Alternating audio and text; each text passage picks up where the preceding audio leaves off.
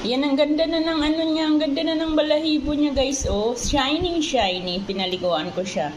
Shining, shiny. Kaya lang dito parang nakakalbo siya, oh. Pero napaliguan ko na to eh. Siguro mawawala din yan. Siguro nung tinapon nila to, kung saan-saan lang. Baka hindi ko alam kung anong nangyari. Ayan. Tapos tinapon siguro, tapos hindi ko alam kung bakit siya sa pintuan ko napunta.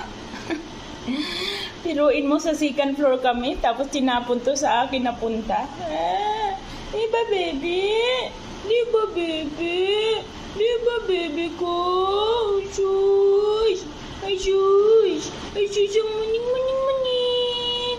Ang muning. Muntik ako kaninang makagat ng pinaliguan ko siya.